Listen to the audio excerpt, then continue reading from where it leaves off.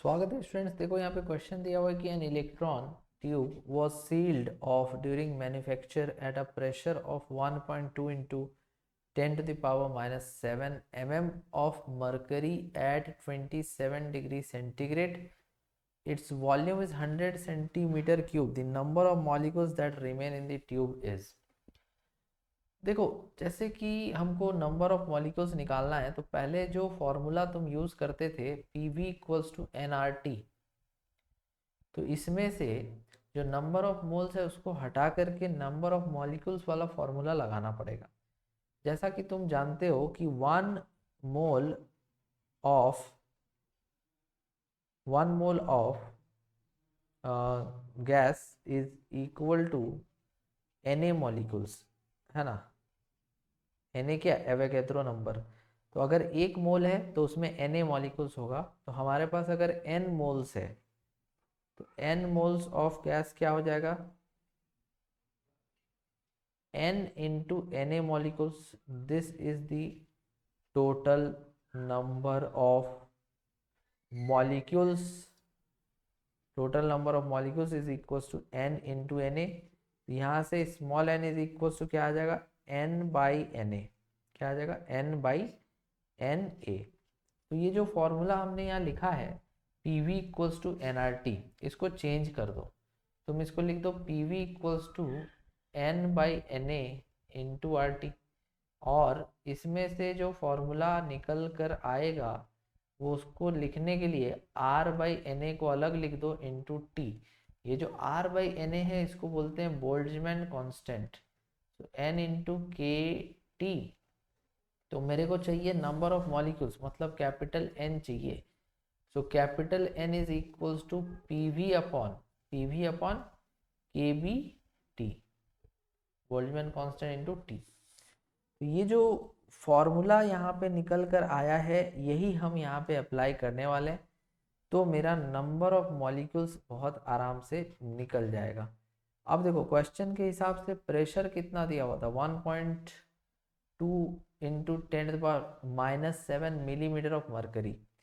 तो इसको हम लिखेंगे 1.2 into 10⁻⁻7 into 10⁻³ metre of H G का मतलब 13,600 इंटू 10। तो रो जी एच लिखना पड़ता है। ये एच दिया हुआ था मीटर में, ये हो गया रो, ये हो गया जी। तो रो जी एच होता है प्रेशर। तो हमने प्रेशर लिख दिया रो जी एच। वॉल्यूम कितना है, 100 सेंटीमीटर क्यूब। तो इसको लिख देंगे 100 into 10⁻⁻6 metre cube divided by K B कितना होगा, 1.38 into 10⁻⁻23। This is the formula और वैल्यू फॉर बोल्ट्जमैन कांस्टेंट। और हमको दिया हुआ है टेम्परेचर 27 डिग्री सेंटीग्रेड। तो इसको चेंज करो केल्विन में, तब जा कर के ये आया है रिजल्ट मेरा। और इसी को सॉल्व करना है। देखो इसको सॉल्व करने का क्या तरीका होगा। सबसे पहले तुम क्या करोगे कि 1.2 को 13,600 से गुना कर दो। 1.2 इंटू 13,600,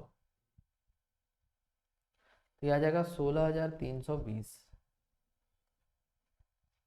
ठीक है, यह आ जाएगा 16,320। अब देखो इसके पावर में -7 -3 -10, और यहाँ से एक जीरो चला जाएगा तो -9, और यहाँ से दो जीरो चला जाएगा तो -7, और यहाँ से -6।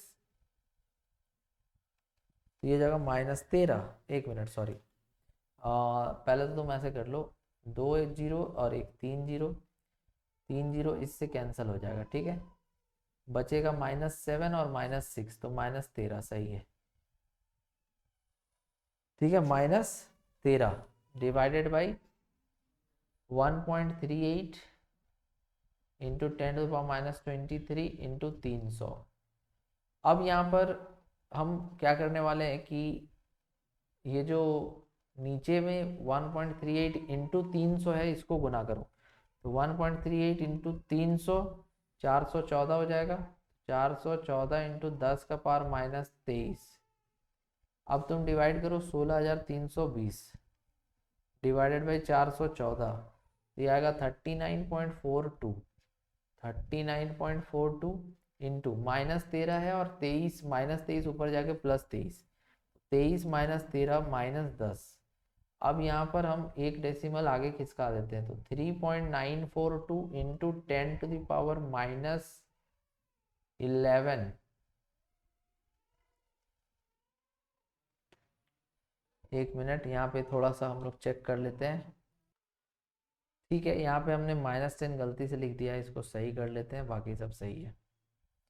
तो ये 23 ऊपर जाएगा, -13 तो 10 होगा यहाँ पे, इतना आया। अब एक डेसिमल आगे बढ़ा करके 3.94 लिख दो और इसको 10 का पावर 11 कर दो, बात वही है। तो this is the number of molecules, 3.94 into 10⁻11, 3.94 into 10⁻11 number of molecules. This is the correct answer, option number C. Thank you.